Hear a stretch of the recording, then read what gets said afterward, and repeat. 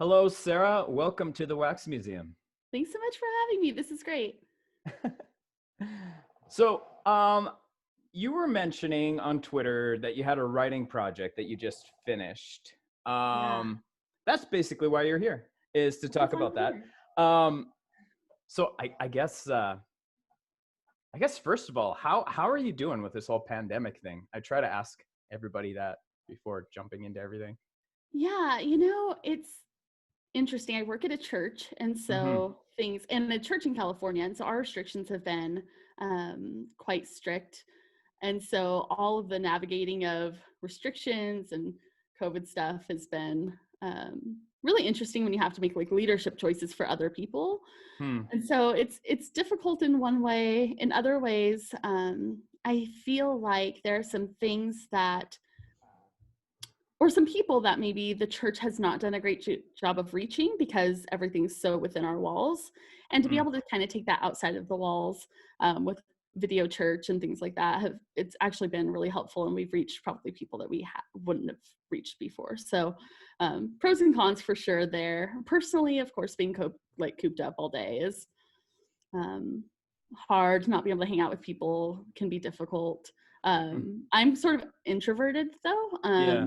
So it's not too bad for me, but I know for my extroverted friends, it's much more difficult. Yeah, no, and I found that too. I'm just like, oh, I'm not going out to see friends. Well, I rarely did that anyways, so I'm Right. good. But I travel for work too, so I Oh, guess yeah. I'm getting out there anyways. Right. So I gotta say, flying is weird now. Like everybody wears a mask. It's like, okay. But See, I didn't really like to fly before. And actually, like people being a little more socially distant makes me happy. Like, I'm cool. I don't yeah, really want to sit right next to someone. So, yeah. Maybe we'll be like a little less prone to like breathe each other's exhaled air, yes, that would and that might be be. a good thing. I don't know. And they just need to enforce the like shoe rule. Like, you have to wear shoes. I don't Yeah, know. yeah.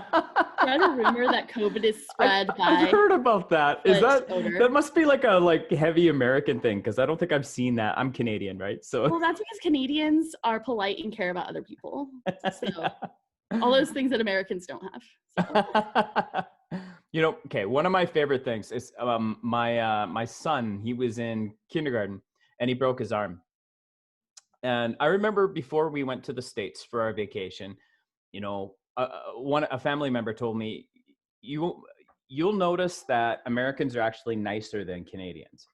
I was like, that's interesting because I kind of had this like attitude against Americans because I was like, right, oh, they're all like prideful and whatever, right? Like whatever you say, whatever Canadians typically say about Americans, they're self-centered or whatever, right? right. And so my son, it's like everywhere we went, people would be like, he had like a cast on his arm, and they're like, oh, so what happened to your arm, buddy? Right? And then when Mhm. we got back to like Canada, nobody asked that. And I was Huh. thinking, why don't the Canadians ask? And then I thought about it. I'm like, well, maybe they're kind of scared that like, it's like I did it to him or something, and it's like, well, that would be awkward if he had to explain. It's like, yeah, my dad did this to me or whatever, right?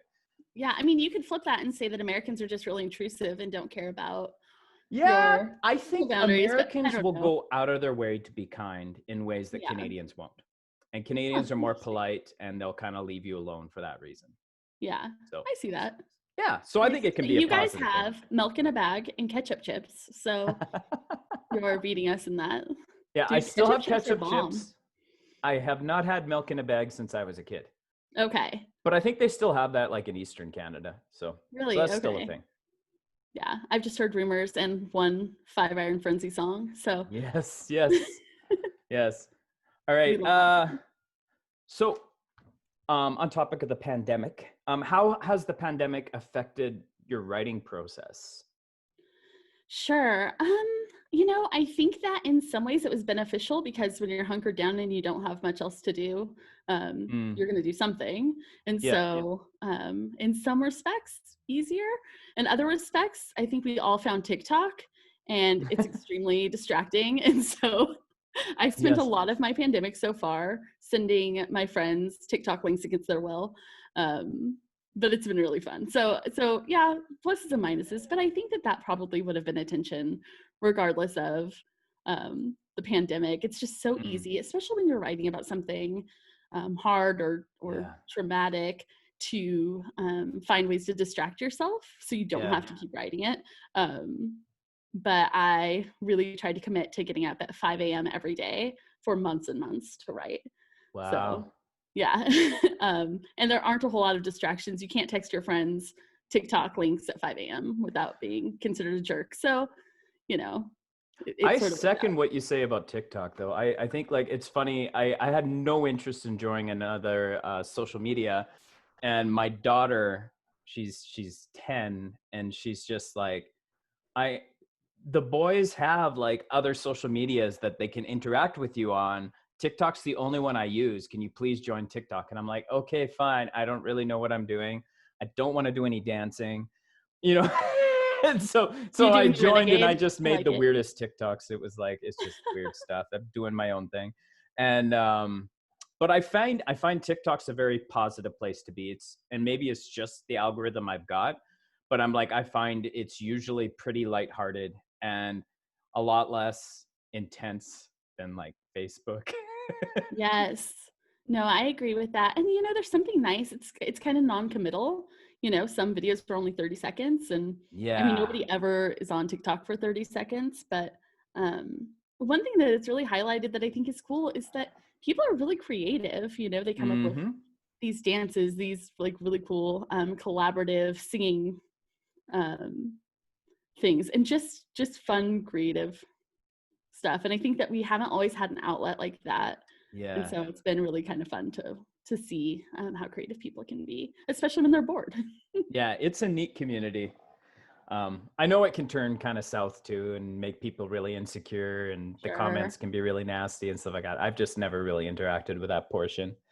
Well, Um, and I think that's any social media where you have this feeling of, what I say doesn't really matter, or count, or hurt people.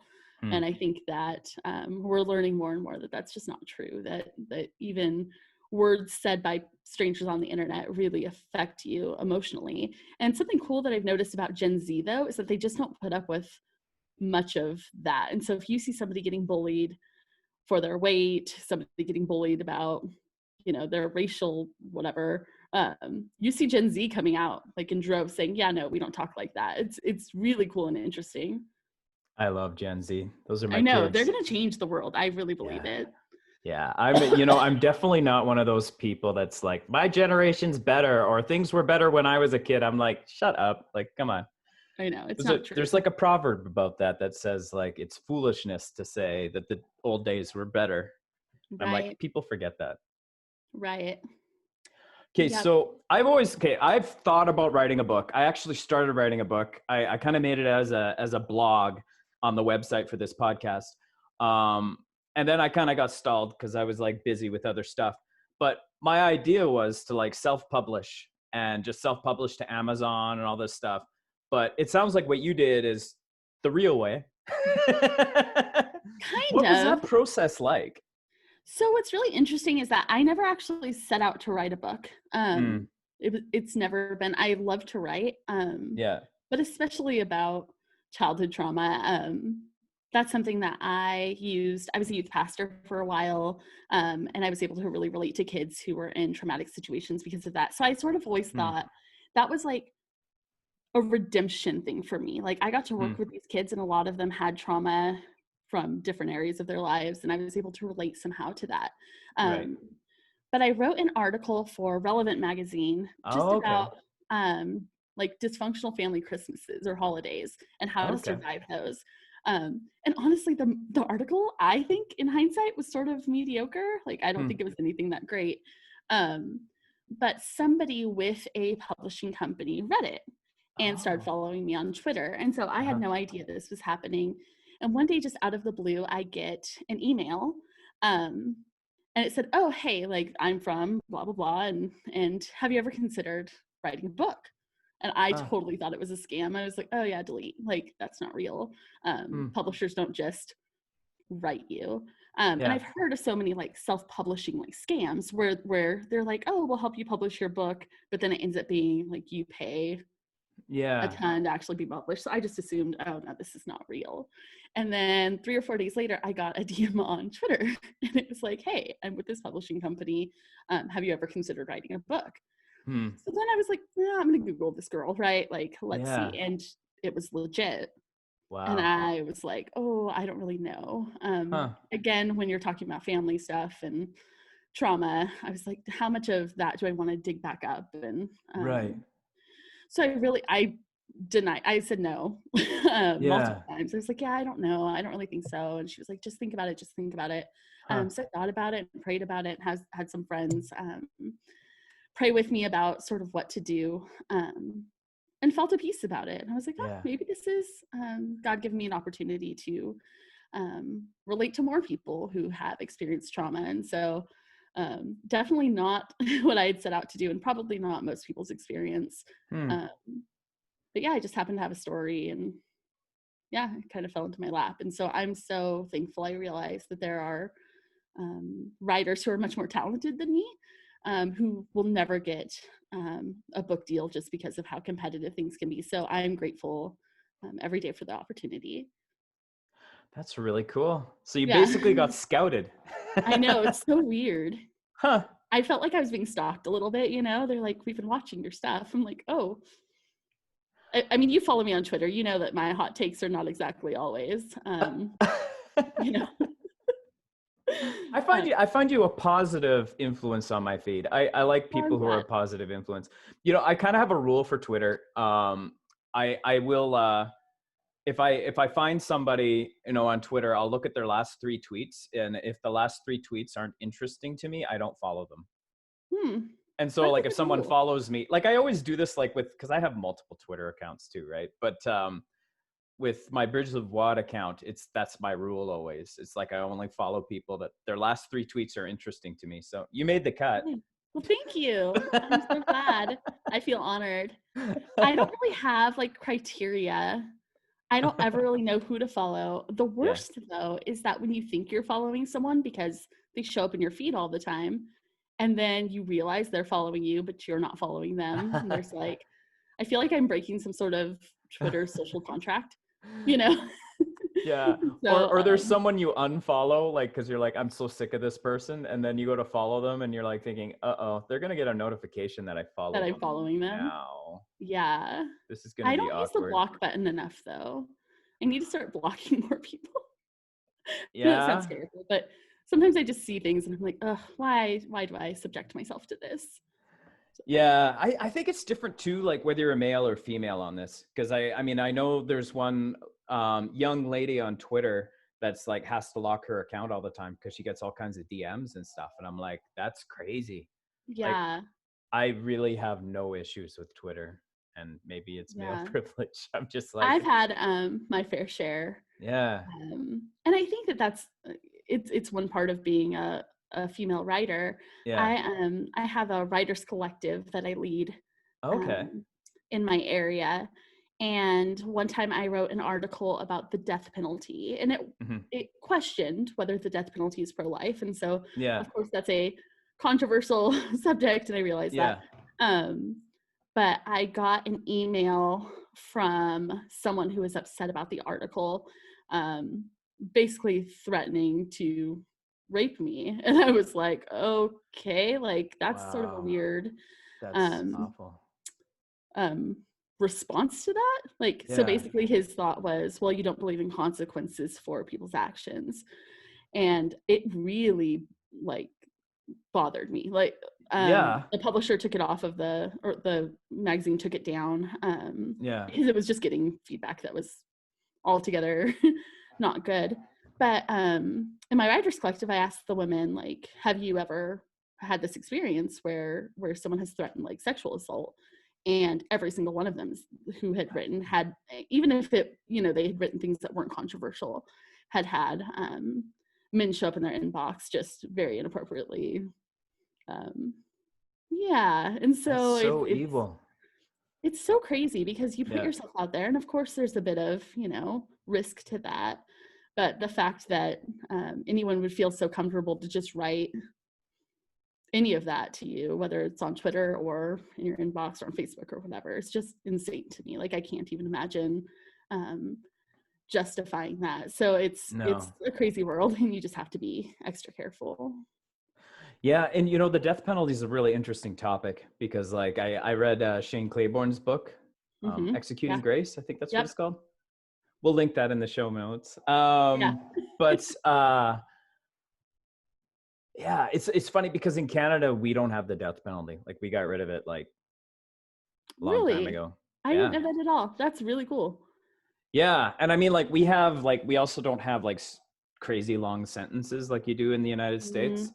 And so a lot of people will complain. Like, I actually have a family member that was murdered, Oh my um, goodness. second cousin, and the person that murdered her, I think, got like 5 years or something Oh like that. gosh. So it's Yeah. like it seems like nothing, but then like I look at it too, and I'm like, okay, 5 years of me not getting better at what I do for a living, not being able to see my family every day, like there's 5 years is actually quite a period of time. So I don't know. I don't know how they make up their mind on those kinds of like, Yeah. but it's like, I don't know, like I see humans as humans. And so I kind of look at it and say, well, I don't want that person's life to end. They made a really Right. bad mistake, Yeah. obviously. But there's nothing in me that says now I want them to die too. Cause I'm like, that's just more tragedy. Have you read the book Just Mercy? I did, okay, Just Mercy. I did the audiobook of that. Okay, yeah, yeah, yeah. And the movie Phenomenal. was really great. But one of the things he says in that movie is we're all worth more than the worst thing we've ever done. And Yes. I really believe that that's gospel. Yeah. We're all worth more than the worst thing we've ever done. And of course, I think there should be punishment for people who commit crimes. But I think a lot of crimes people commit, if you really look back, there are reasons why people do things. It doesn't mean that they're right. Oh my But gosh. Yes. again, even coming from a place of trauma, like I was fortunate enough in my mid 20s to um, have a therapist who helped me Yeah. walk through a lot of things. But you think of the amount of trauma people have. Um, Literally, someone was in my office earlier telling me the story about some people I grew up with who experienced like severe sexual abuse, Right. and never talked about it as kids Yeah. because who were they going to talk to, and sort Yeah. of the behavior issues that they had growing up and stuff. No one knew what was going on, and there's a reason now when you look, in hindsight, like why maybe they were kids that were viewed as problematic. Right. Um, but just didn't know. I just think that most people don't set out to be murderers or drug No. addicts or those Yeah. things, but yeah, things happen. And The way I see it, and this comes from, like, I was listening to this episode of Bad Christian, and they had a guy on who actually he molested his sister, really messed up. Like, it was like his parents adopted a girl, and he did things okay. to her, right? But it's like he talks about, like, when he was young, like probably 6 or something like Mhm. that. He cannot explain what happened to him, but there was a teenage boy that did something to him in the Yeah, bedroom. And he said ever since then, it's like something broke inside of him. yeah, And then from that point forward, he was pursuing that kind of stuff. And right, I think, a lot of guys I meet who are like addicted to porn, it's like they were exposed to it at a very young age, and it's like something broke in them too, right? And so right, now when I think of people, and I mean, what was really interesting too about this guy is, like, he's been through all of this, and he's like, I can never fix what I did to my sister. And he's like, she is messed up to this day because of what I did. And he said, it's not, I don't say that I did what I did to her because of what happened to me, but he right, said, but what happened to me made that a possibility. right, And so now when I look at murderers and I look at all these people that do horrible things, I'm like, I would never do that. But I don't have that thing that broke inside of me that even made that a possibility. So does that right. make me a better person? I don't think so. Right. Yeah, no, I think that being trauma informed really changes the way you look at a lot of things. Hmm. When I was in college, I worked for an organization and helped teach anger management in juvenile hall.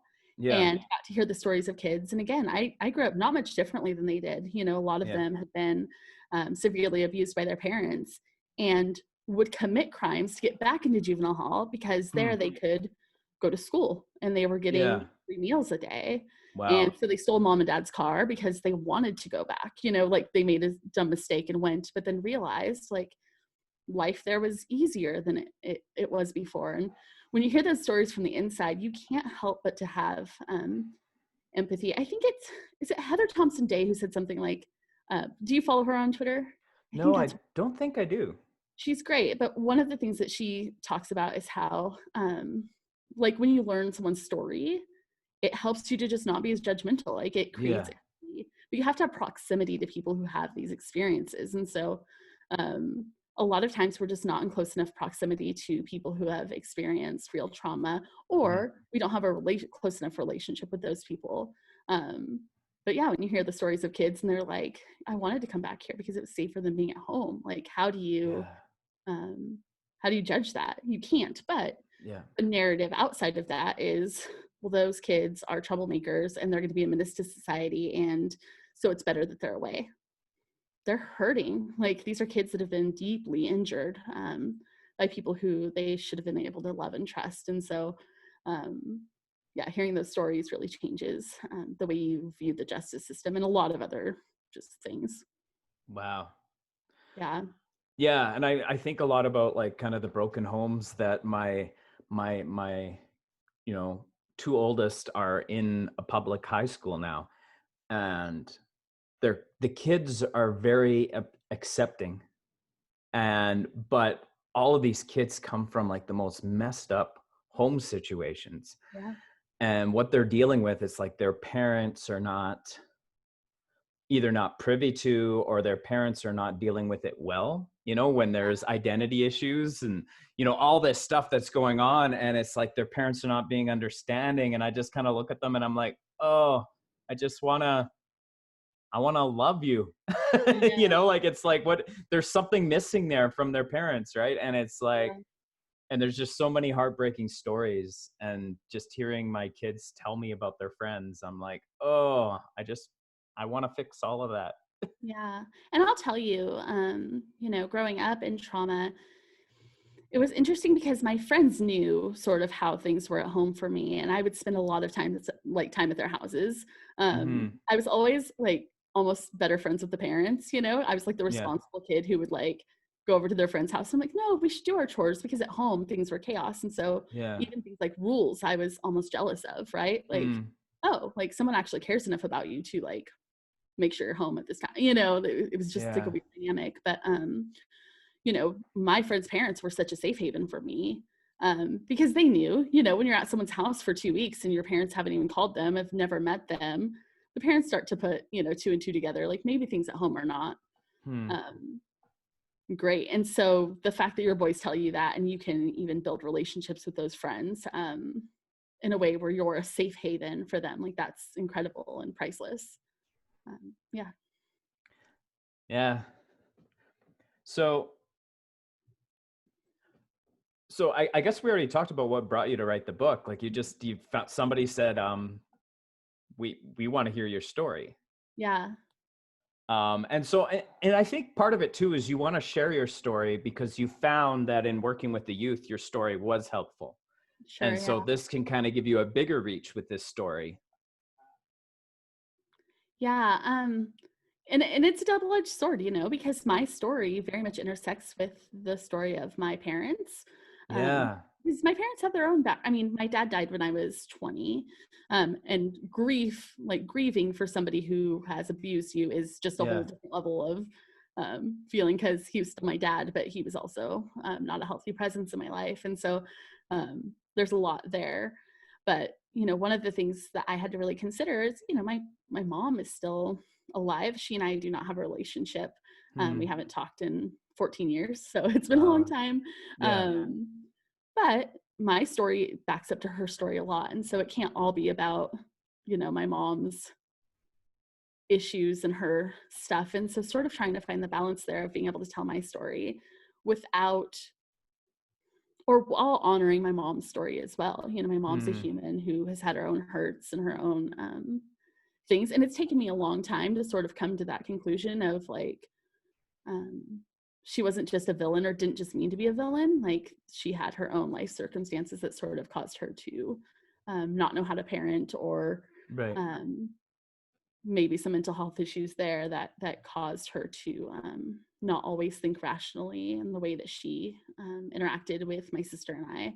And so it's just, yeah, it's been an interesting journey through that to have my own story and honor that, but also honor the fact that my mom is very much a human, and my Right. dad was as well. And yeah, so much there to unpack. Did And you? I think that anybody who's sort of lived through childhood trauma Yeah. understands that. Like there was a quote, and I wish I could remember who wrote it, but it's in the book. Um, but kids who are abused don't unlove their parents. Like they don't stop loving their parents, they stop loving themselves. And Wow. so yeah, for a long time, like you'll notice kids in traumatic abuse situations will defend their parents because they still love them. They think there's Right. something wrong with them, and they're the reason why they're being abused. And so it's so crazy. There's just so much there, yeah, to walk through. So was there ever any acknowledgement by your parents about what they had done, or? Not really, Hmm. you know, and it's hard. Part of me wishes now that I could like call my mom and say, we need to talk about some Yeah. stuff. But unfortunately, there's still like boundary issues there that continue to be like, my mom has my social security number. So she tries to take like credit cards out in my name and like all of this weird Oh stuff. my And so gosh. there hasn't been a period of time where things have been quiet enough for me to go back and sort of say, I wonder if I could reach out and get some like closure. Yeah. Um, but yeah, like so one of the things growing up is um you know, everyone always screamed and yelled. And one way I described myself to my counselor was I feel like I was a mammal raised by reptiles. You know, I Hmm. was always sort of sensitive and soft, but that's not how things in my family worked. And so everyone was always very cold and Hmm. um, harsh. And so if I made a mistake, there was never just like a, you know, you made a mistake, we need to work on that, or you got a bad grade, or it was, you're worthless, I wish you hadn't been Wow. born, I wish I had an Yeah. abortion when I was pregnant with you. And so Huh. everything was always like I don't know if you've ever heard of the infraction reaction differential, but a friend of mine introduced me to this.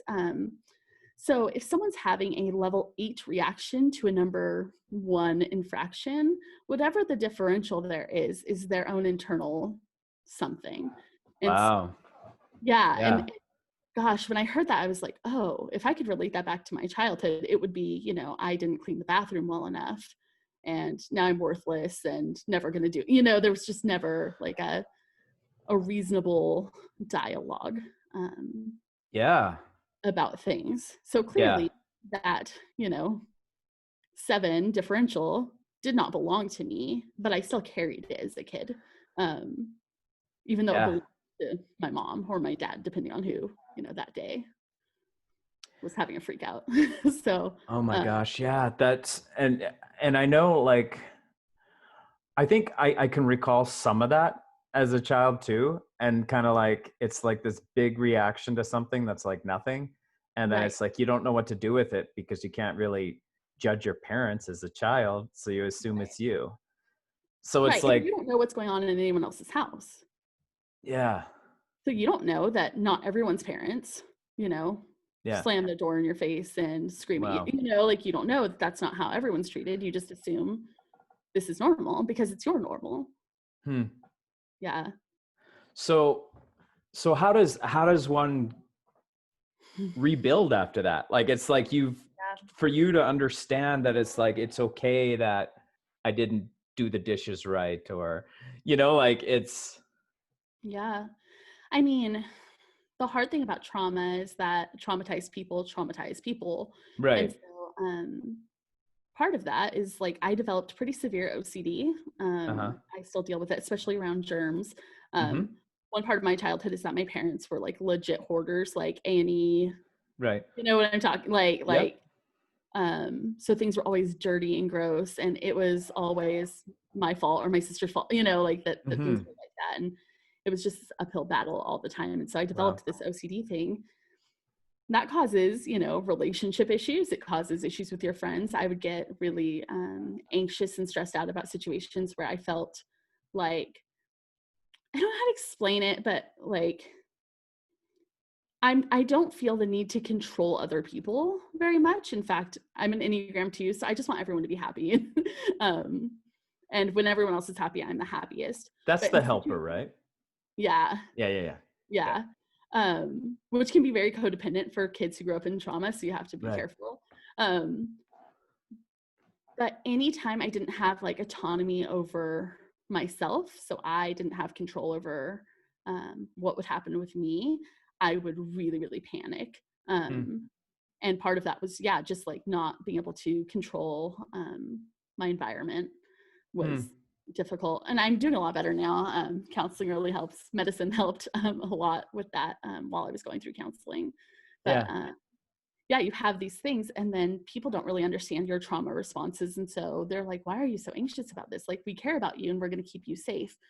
But the people who I was supposed to be kept safe by growing up never kept me safe. And so, how do I trust you if I can't trust them? And that carries over into everything. And so, yeah, I was really fortunate that when I was 18, I started working in an organization that had a counselor on staff. Hmm. And one day she pulled me into her office. She goes, tell me about your life. And I was like, okay. And, for a long time, I had been taught that we don't talk about these things. Yeah. We don't, because CPS will take you away, or, these Yeah. like, it's crazy. The like manipulation that is behind a lot of like abuse. Um, she was like, I'm safe. Like, you can talk to me. And so I just told her all the things. And she literally looked at me and was like, I would have never guessed that. Yeah. And half, that's half good, and half like I had done such a good job of hiding um, everything, but got into counseling with her and started realizing, oh, like the reason why I can't handle it when someone yells at me. Wow. Yeah. Or even if somebody is just a little stern with me at school, if a teacher is like, Sarah, stop talking in class, and I just like, my meltdown is Yeah. a level 8, to a level 1, Yeah. then I have my own internal work to do. And so that was sort of the introduction to working through um, some of that trauma. Hmm. So did your parents come from a faith background then, or is that something you Yeah, developed? my mom, not so much. My Hmm. mom was or is an atheist, or I don't know. Okay. My dad, though, his mom was Baptist and his dad was Adventist. Oh, Um, okay. but I was a product of like a one night stand, which was part of like the whole Uh-huh. thing. Is my mom kind of felt like she was pressured into being married and Oh, resented okay. having me. And so there's a lot of that sort of stuff. Right. Um, Part of that was because of my dad's religious background. His Hmm. parents very much encouraged my parents to get married because that's what you do when you get someone pregnant. Yeah. Um, and so I think that caused more animosity with both of my parents. And so um, when I was 11 years old, we had neighbors, and I stayed the night at their house, and they invited me to come to church with them. Uh-huh. And I asked my parents, and they said no.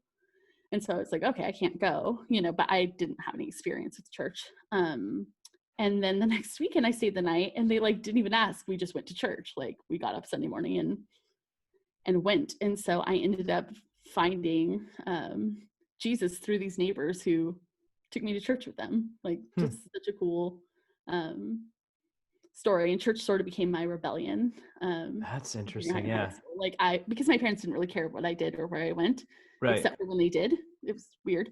Um, I would sign my own permission slips to go on trips. I would babysit for people to raise money to go, like, Yeah. these things. And the church really became a safe haven for me. I had lots of adult leaders who cared and who knew stuff was going on. But again, I was pretty good at hiding a lot of it. And so just kind of let me hang out and um, treated me really well. And that really changed my life, like having those relationships. Wow. Okay, Yeah. so 11, you basically start going to church, find Jesus. 18, you it's a Christian organization you started Yeah. working with, right? Then you got Hmm. some counseling through that and started realizing, oh wow, like this did some stuff to me, Right. right? Um, so I guess that actually answers the question: were there adults in your life that were helpful with your trauma? I guess that. Yeah. Um, so do you think like it sounds like you had a pretty good experience with the church, like at that point in your life. Um, would you say there was a point where you kind of questioned what the church was doing with your trauma? Um, yeah, but not until I was more aware of, one thing I think that the church can struggle with is allowing people to lament. Hmm. Um, Even though Hmm. there's an entire book called Lamentations, Yes. there's this idea that, once you become a new creation in Christ, the old goes away, right? But Hmm. for people who have real trauma, there are real psychological implications to that Yeah. trauma. Um, and so it doesn't just go away with faith. I think it's Exodus chapter 6. I talk about this a lot, but Moses like releases the Israelites from 400 years of slavery, right? Hmm. And this is supposed to be good news, right? They're released from slavery after 400 years. And scripture says something along the lines of, but the slavery had broken them. Like the slavery Hmm. had broken them. So even good news to somebody who's broken doesn't always have um, this immediate change. And so I don't know what that is. I don't know what the fear behind a lot of churches, just even acknowledging that um, trauma is real. Like, I Yeah. don't really understand the fear other than it's bad branding, right? Like, you find Jesus and everything gets better. Um, that's not always the case. I feel loved by God and I feel more purpose. But yeah, it's never been this like fix all for my experiences. I still very much deal with anxiety about Yeah. childhood stuff, depression to an extent. Hmm. Sometimes I don't have a lot of family, so there's this like loneliness. I have a church family, but it's different than having a Yeah. biological family, and so yeah, there's stuff. Forgive me, Well, I'm a it's little. interesting. Like I have a friend who he just recently discovered that he's realized he had ADHD. Mhm. Um, and he was like talking about getting medication and all this stuff, and all his church friends are like, and I think anxiety was one of the things. Yeah, I guess those kind of come hand in hand. Um, and he said like, yeah, all my church friends are like telling me, you need to pray about it and all this stuff. And it just dawned upon me when I was in the conversation with him. I'm like, your friends don't have enough faith. And Mm, he's like, what? And I'm like, well, here's the thing. They think that the only way God can work is through prayer. And it's like, in reality, God could use like an atheist doctor to right, like diagnose your illness and give you medication that would help you, with your chemical imbalance. Right. And it's like, they need to have enough 100%. faith. And Right. it's like, and so I think, and I think I think maybe it's a Western Christianity issue when we talk about like the inability to lament, because you even watch how like if you see like a funeral like in the Middle East, there's like people crying and they're like falling Right. over, and all that. And here like we're like so much more reserved, and it's like there's It's like not a that big functional expression of. prosperity gospel, right? Like, Yeah. you can say Joel Osteen has it wrong because his whole spiel is how good everything is all the time, right? But when you expect people to put on a happy face when things aren't always happy, like that's functionally the same thing. Like you're expecting people to um, be a certain way, and like what you're saying kind of goes back to that old joke of the guys on the roof and there's a flood and a boat comes and the guy's like, no, no, no, Jesus is Mm-hmm. gonna save me. A helicopter comes, no, Jesus is gonna save me. Guy dies and he's like, why didn't you save me? He's like, well, I sent a boat and a helicopter, right? Like Yeah. at some point, there are resources here and we should take them. Yeah. I believe that our minds are part of God's workmanship. We were created with these brains that sometimes go haywire, just like our bodies do in a broken Yes. world. And so I would never tell someone with cancer, well, if you do chemo, you don't have enough faith. And Yeah. so I've heard my fair share of church people who tell me that being on anti-anxiety medication is um, not having enough faith. And I kind of try to reclaim the narrative and say, well, would you tell someone that they shouldn't have chemo. This is like chemo for my brain. This is what keeps Yeah. me functional. And Yeah. you know, I developed pretty severe panic attacks in my 30s when I started to sort of re-deal with some of the trauma, because it doesn't always Yeah. come back up at once. Like, you Yeah. realize things as you go through life in ways that the trauma has affected you. And I started having like pretty decent like panic attacks for a whole year. Like, just felt like I was going to die. And finally one day I was like, if I'm going to feel like I'm going to die every day, I wish I would just die. And that was like, oh, my own wake up call, like, oh Yeah. yeah, you shouldn't feel that way. And Yeah. I tell people all the time that I found Jesus again in my doctor's office. Like, I had never Yeah. prayed more than I had prayed in my life when I had panic. And so Yeah. praying was not working. Like, that was not fixing it. And once I was on medication and could actually like sleep at night and be relaxed and not feel like I was going to die every day, you know, my relationship with God got a little better. So yeah, I just think that that's such a weird narrative we've constructed about getting help for mental health issues. Well, I think it's because it's messy and there's ambiguity to it. And Right. people of faith don't necessarily like ambiguity. Although Right. I'm like, in reality, it's like, man, like, God's a mystery. Like, it's like every day I am wrestling with that, like, who God is. It's like, Yeah. I'm still figuring it out. And I like this journey. And I like the fact that now I'm starting to listen to my body and listen to my emotions and figure out, like, man, I'm really angry. I'm really angry at, my kid because of this thing he did. And I'm like, why am I going from that 1 to an 8 right now? Like, it's Right. like, Yeah.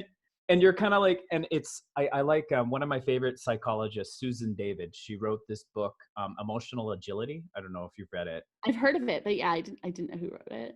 but one of my favorite things she said is that our emotions are data, not directives. Ooh, that's so good. Yeah. And so I'm like, I've had enough of this whole facts don't care about your feelings, because Oh, in right. reality, feelings don't care about facts. There you go. Yeah. So I look at that and I'm like, no, no, no. Our emotions actually need to be part of the data set. Yep. And I'm not saying it's always the most important part of the data set, but it's part of the data set. Yeah. And so we cannot, like, I guess for me, I'm getting a lot better at recognizing when I'm off. And usually it's around 3 o'clock in the afternoon, like Ah, you hit the slump. most days. Yeah. And I'm just like, okay, I am catastrophizing everything right now. And I can Yeah. recognize it. I'm like, all right, I'm working from home. I can go take a nap. Right. Take a Yeah. nap, reset my brain. Oh, look, I'm thinking rational again, right? And it's like being able to actually slow down enough to start to recognize these thought patterns, because normally we get so caught up in whatever it is, and then we're just continuously reacting. Right. So what's triggering you right now? Like, when you have Hmm. that reaction, when you have that thought, like, I'm Yeah. frustrated and pissed off, a lot of times you don't even know what it's from. Uh-huh. Like sometimes for me, it's sensory overload. And Yeah. so there's just a lot going on. Like, that's when I'm going to snap about something. And it Hmm. doesn't happen very often. That's not really my personality to be very harsh about things. Hmm. But when I am, it's usually I'm just feeling overwhelmed by whatever it is. I'm an HSP. Do you know what that is? Have you ever heard Mm-mm. of like the highly sensitive person Oh stuff? no, I haven't heard of that. It's so interesting. And I'm learning so much more about myself, through all of these cool tools that we have now. But so really harsh lighting, a lot of just like background noise, just constant like Uh-huh. sensory things really, really trigger me into just feeling this anxiety. And Yeah. that's where, like, if somebody like pushes me a little too far, I'm gonna snap back, and it's not usually part of who I am. And so being able to sort of step back into the situation and go, okay, what was going on? Like, why did I feel the need to react in that way? I can Yeah. almost always go, okay, I was feeling um, overwhelmed, and that just set me off. Like, that was just too much, and that was my outlet. But having the actual maturity to sort of look at yourself and go, okay, like, there's a reason why this is happening. Before you have that reaction, like, how am I feeling right now? Like, am I cool? Am I good? And so the more self-awareness you have in that area, the more able the more you're able to just be in control of those emotions. But so often those emotions control us because we're not self-aware enough. Um, Completely. And I think that's something too, like I think we overrate how rational we are. I think most people do overrate how rational they are. And I think it's Jonathan Haidt, and I'm like totally been obsessed with this notion. I actually even wrote a song about it that'll be on my next album that I'm working on. But it's like the elephant and rider analogy. I don't know if you've heard of that before, mhm. but it's like basically he likes to use the word intuition instead of emotions, which I'm like, I actually kind of like that better. Yeah. And so basically it's like your intuition is an elephant and your rationality is the rider on that elephant. So Mm, when that elephant's like going left, the rider's like, oh yeah, yeah, we're going left because, and it's always rationalizing. And then once you realize that, you're like, huh, so the issue really isn't the issue. It's no. like my intuition took me there. So now can we back up and figure out how my intuition took me there? And it most likely is because of trauma. Right. I one of Just the stories he tells is like how his wife got really mad at him for not washing the dishes. He just left them on the counter. And she's like, you didn't do the dishes. He's like, oh, that's because I had to feed the baby and whatever, right? And yeah. then he realized right after he said that, and this is while he's writing this book, he's like, that's not even true. Hmm. I was just mad that she was basically saying I'm lazy for not doing those dishes. And so that was the first thing that came to mind, is there's a reason why I did it. And so he was rationalizing.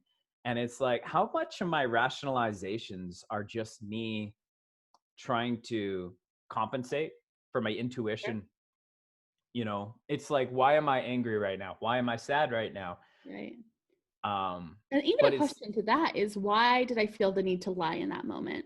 What's yeah, going on behind the scenes where I couldn't just say, hey, I'm just not really feeling like doing that right this second? I felt the need to be dishonest, because a lot of times that actually comes from your childhood of not ever being able to be honest about yeah, your emotions or feelings. yeah, As an adult, right? Like if I don't want to do the dishes right the second, I don't have to do them, right?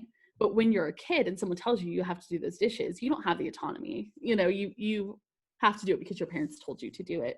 It's so funny though. We treat children very much like they're not tiny adults. Like none of us want to do things. And so maybe we reframe a narrative and say, hey, these dishes just need to be done by this time. And it gives some yeah. semblance of control. But I feel like a lot of people didn't grow up that way with any sort of No, personal autonomy. And so um, they find like they use other mechanisms like lying about why things didn't get done or whatever, because they're not in a space where they can actually be honest about, I'm just not in the headspace to do that right now, or hey, yeah, I'm going to finish watching this show and then I'll 100% do them.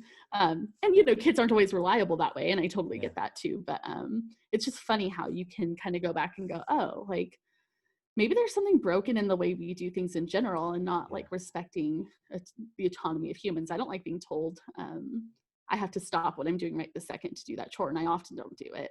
Um, but children are Yeah. required to do that, and that's not real life. Like when you're an adult, does that make sense? Is that weird? Yeah. Well, I think like the thing that people forget when they're raising children too is that you're trying to raise adults, right? And Right. so like the end game is by the time this person walks out the door, they can make their own decisions. And so this kind of like top down mentality of parenting where it's like just do what I said because I said so. Right. It's like, no, I want every moment I spend with my kids to be like a series of teachable moments. Like Right. well, maybe not every moment. Or That might yeah, I be mean, that might be excessive and annoying. But it's like it's like when I took the kids to like a fine restaurant like McDonald's, oh and I would say to them, it's like I you know initially as a parent, I felt like everyone was looking over my shoulder and like watching my parenting. And so I was like, oh, okay, I want these people to think I'm a good parent. And it took me a while to realize that is garbage. Like, that's yeah, not the way I need to parent my kids. I need to parent my kids in such a way that they'll grow up to be mature adults. And so right, instead of me saying, can you guys like shut up? You're embarrassing me. Instead, I said, hey, these people over here, they're trying to have a good meal, a good, quiet meal with each other. And it's like, if you guys are like really loud, they're not going to have as much of a like, they're going to have a poor So you taught them experience, to be right? empathetic to the situation, right? If you Yeah, were eating a nice meal with your family and there was somebody exactly. being really distracting and rude, like you wouldn't want that. So we don't do that to other people. Exactly. And so Yeah. raising them, as empathetic human beings. And it's interesting to see as they get older how that empathy plays out, because sometimes they'll be empathetic in ways that I'm like, oh, I'm not really empathetic in that way. And it's Sure. like, oh wow, you understand this in ways I don't. And I'm learning a ton from Gen Z, and I'm excited about what they're gonna do with this world. Dude, I really I feel good about them. Yeah. Especially since I'm a millennial and we've Yeah. just gotten so much crap forever about things like work ethic and all of Yeah. these. And Gen Z is just like, yeah, screw all of that. It's so funny. Like, it's so funny. I love it so much. But that's such a cool thing. And, I don't have kids, but, even being faster and things like that, trying to, yeah, teach in my own circle of influence about things like empathy, which can be really hard to teach. Yeah. I think really, like we were talking about before, proximity breeds empathy. But gosh, if you can start as just being sort of an empathetic person um, who realizes that whatever situation you're in, there's something going on behind the scenes, like Yeah. that really serves you well. So you're doing good by your kids in that for sure. Um, I hope so. their EQs, their emotional intelligence will be better because of you. So that's awesome. I hope so, yeah. All right. So you're not sure when the book's coming out yet. Not sure. COVID has sort of pushed everything around, and so we'll see what happens. I'm in edits now, which is um, kind of a cool process, I think, where people are actually reading the book and getting back to me and saying, "Huh, how about this?" Or and it's fun. It's hard not to take some of that a little bit personally whenever someone's like critiquing your work, Yeah. but for the most part, it's been really good. I just started, and yeah, I'm just ready to sort of be done, like. Yeah. But yeah, it's part of the process. Yeah. Critique is interesting too, because like it's like I do writing professionally, like in, industrial hygiene. So it'd be having to do with Oh, like worker health and giving yeah, people advice on how to fix the worker environment or give them the right PPE to protect themselves from whatever it is, right? And I got really good at accepting criticism in that realm. I mhm. was like, just go hard at that report and just destroy whatever I did, right? Sure. And then it's like when it came to like music or well, even podcasting, really, it's like, people are like, I think you should have segments on your show. It was like my first podcast, the ADD Mastermind show. It was like, you guys should have segments. And I'm like, no, that's dumb. I'm doing it my way. Right. And it's like, and I just wasn't good at taking criticism. Or the Yeah. same thing with songwriting. I think for the longest time it was like I don't want to be critiqued, right? And so Sure. like for whatever reason, it's like when you're doing something artistic, it can often be so hard to take criticism. Well, it's like a piece of yourself. Yeah. Well, I mean, it's one thing if I'm like, yeah, writing copy for work, which I do because I'm a social media manager, and someone's like, oh, that doesn't make as much sense as this would, and cool. Yeah. But if I'm pouring my heart and soul into something and it's artistic and it's me, the Yeah. criticism isn't my work, it's me, right? Like, Yeah. because I am the creative body that is doing this thing. And so Right. there is something uniquely personal when you've poured your heart and soul into something and it really is a piece of who you are. Hmm. And then it's up for critique. Yeah, it's a different genre of critique. Yeah, I'm not even sure where I'm at with my art now. Like I'm just like, I don't know. Like I feel like everything has its own personality, right? And it's kind of Yeah, like I did that podcast episode and that kind of was it was whatever it was supposed to be for that moment in time and I sure. just kind of Yeah. move on. And then like with the music that I've done, it's just kind of like, yeah, that I think I did that song justice and if people don't like that, that's their problem, It's like Yeah. and I think I don't know. I guess maybe I really believe in that kind of I guess the hand of providence. It's like God's working Sure. through this, and so whatever people get from it, that's great. And if they don't get anything from it, I guess it wasn't for them. Yeah. A friend of mine, my friend Jason, he was on a podcast and he was talking about how he's his own worst critic, because if you're your own worst critic, nobody can say anything meaner to you than what anyone else says. And I kind of Mm, laugh at that because it's a little true. Like, I can be pretty self-critical. And so there's a little element of, um, if I have scrutinized myself up and down about this, which I'm going to do anytime I publish something, um, then I've already done enough. Like, I don't need your yeah, critique. And so when yeah. somebody still does, you're like, gosh, I thought I was critical enough of myself. I didn't know that you'd find something else to criticize me about. It's kind of funny. I was listening to an Self-projection. interview with it Excuse was me. Conan O'Brien. Conan O'Brien is a brilliant dude. I don't know if Yeah. you ever listened to, I'm like, when he's not just being a goofball, I'm like, wow, this guy's brilliant. But I was like NPR, I can't remember who it is, but there's like this show anyways. And somehow they got on the topic of like flagellation, not flatulation, flagellation. Like, I don't know. Yeah. And like, and he's like, he's Catholic, right? He grew up Catholic. And so it's kind of like that Catholic guilt kind of thing. But it was kind of like this whole notion that like, if I do something wrong, I'm going to beat myself up so bad that Mhm. nobody else will even want to beat up on me. Right. And I'm like, yeah, I do that like all the time. It's like, I'm Yep. garbage. I did a garbage thing. I'm so garbage, right? And then people are like, no, no, no, no, you're okay. And it's like, haha, it worked, right? Yeah. It's the Um, creatives that really struggle the most with that, I think. I think Because so. we Yeah. care so much about what we do. We've put this part of ourselves into the world, and we Yeah. just want people to like it as much as we do, and as much as people just don't see the work that goes on behind the scenes of so many things. Oh um no, that's no one. And I think I said this to someone. I was like, I don't think that anyone will ever appreciate the amount of work you put into anything you do. Like it's for sure. extremely rare that people will even understand what you just did Right. enough to appreciate it. And so like for me, it's like I'm kind of over it. Like I'm like, okay, I put it out there now. No, for And sure. whatever happens, happens, right? It's just Well, and I did what I needed to do. I'm gonna move on with my life. when you look at people like Justin Bieber and Taylor Swift, who Yeah, have a population of people who just bash them, yeah, they are extremely talented people, and the reason why, like, they have the platform enough for people to critique them so much is because they're extremely talented. Just because something isn't your taste or your style has nothing to do with whether or not someone's talented. But I think that mm, we don't always recognize that, like, I might not like Justin Bieber's music, but holy cow, he started when he was 8 years old, like playing the drums, and it's just an extremely talented person. It might not be yeah, my jam, right? But you yeah, see people just like criticizing,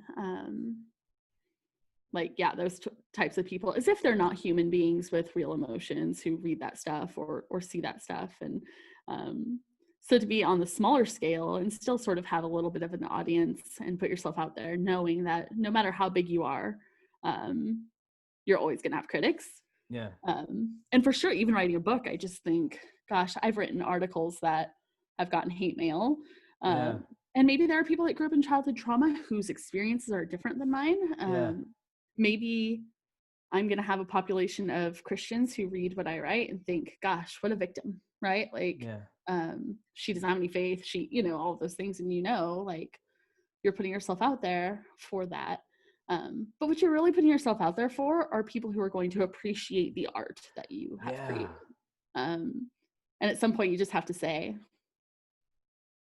you know, critics are always going to be critical. Like, there's just always going to be someone who doesn't like what you do. yeah, But if you are committed in doing what you know you're supposed to do, or again, like producing something that's a piece of yourself, I think that you have to be able to walk away from that and say, it is what it is. Like, I yeah, didn't write it for them. I yeah, didn't make that music for them. yeah. That's And I hard. mean, there was a book I read. It's called The Curious Christian. I can't remember. Might have been Andy Stanley who wrote it. I think so. I think that's Yeah. an Anthony book. And it was like Christians need to be more curious. And I'm like, that's it. I mean, what drives me in pretty much all I do is curiosity. I'm like, I'm just curious. If I'm causing trouble on Facebook, it's not because I'm trying to be a jerk. It's because I'm curious. It's like, I want to know what people think of this, right? Yeah, I only cause trouble on Facebook to trigger boomers. So They're like fun. I make a whole list. I'm like, how can I trigger them today? I'm gonna talk about how I spend all my money on Starbucks and can't afford to buy a house. That's what I'm gonna do. That's That's a great cliche. I I'm the love it. worst. So you also have a podcast. Yeah. We should be in the kitchen, right? Yeah, my friend Liz and I decided to start this podcast called the We Should Be in the Kitchen podcast. And it's sort of a play on the story of Mary and Martha. Mary's sitting at the feet of Jesus while Martha's in the kitchen working, and that's where she should be, right? Right. Culturally, that's where Mary should be. Martha's throwing a fit about it, but I think Martha's issue is that she didn't know that she was allowed to sit at the feet of Jesus. I think that she thought she had to be doing this other thing. And so Yeah. it's cheeky for sure. Like we wanted to be a little triggering because we both work in ministry in a very complementarian setting. And so like we both work in the same denomination. Women are generally not allowed to be in senior, like positions of senior leadership and things like that. And I have a more egalitarian theology, but I work here anyway, and that's okay. But we don't need permission to sit at the feet of Jesus. Like I don't have to work in the nursery every Sunday. I can sit in a Sunday school class talking about deep theological things. I really don't need anyone to tell me it's okay because I know it's okay. And so yeah, that's like our little cheeky play on that story and sort of our own experiences. And yeah, it's been really fun. We haven't recorded for a while because COVID stuff, of course. And we started our podcast because every Sunday after church, we would go to lunch together and we would just spend 3 hours just at lunch talking about whatever. People would be like, what are you talking about? And we're like, everything. We talk about everything. So we're like, we should do a podcast where we just talk about whatever we talk about at Sunday lunch. And so that's what we do. It's really fun. And Liz is really great. And so it's been a fun little project to work on with her. Good. Oh, it's so good to have outlets. I find most of my sanity comes from this. Like it's just I need to have conversation. Yeah. And so this is therapy for me. Same. Yeah. Especially again in COVID times where we're not having that in-person interaction as much. How great it's been to have technology. I know we're all a little zoomed out for sure. And there's a bit of, I do social media marketing. And so I hear from people who are like, oh, we're just so tired of like all the things being online. Right. And so there's a little bit of exhaustion, but imagine not having any of this, not being able to have church online, not being able to have podcasts. I think of the flu of 1918 or whatever. And what did they do to connect to people? I don't know. That's crazy. Yeah. And so we talk That'd be about a good like research right project. Because they did shut things down and they did wear masks. So I know. It's so crazy. So there's a lot of things where I'm like, okay, we can whine a lot about this. And it is hard for people. And emotionally, I think there are people that are really suffering.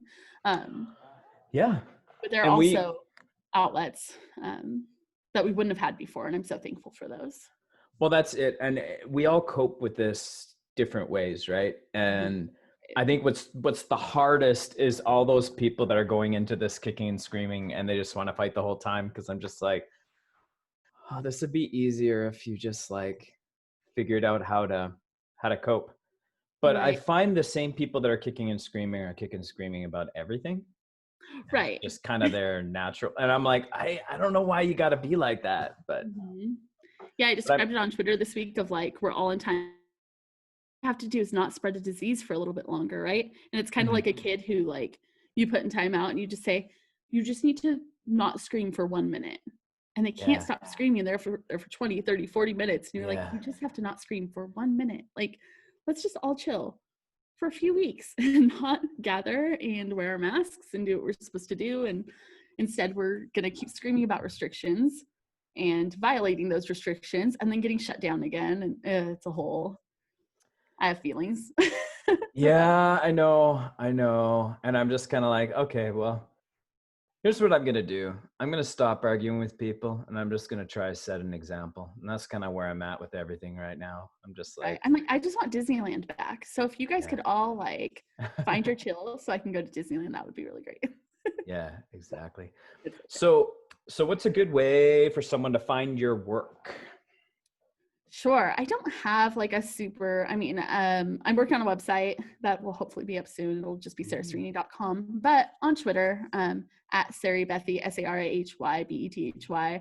I'll post any of that sort of stuff, book developments and the like there. And so that's kind of a good place for now to just sort of find me. And again, my bad hot takes about things. So, Awesome. More bad hot takes, or not? Well, there were no bad hot takes in this one, so. oh, I have not. I don't think so. Anyways, thank you. That's subjective, I guess. There might be somebody who listens to this and goes, oh, the death penalty. Progressive. I don't know. Yeah. That's okay. There's always somebody. It's not that we didn't make this for them. So No, we made it for me. So exactly. Thank you so much for having me. This has been really great to talk to you and get to know you a little bit too. So well, thank you. Thank you for coming on. This was fun. super fun. Air smudge.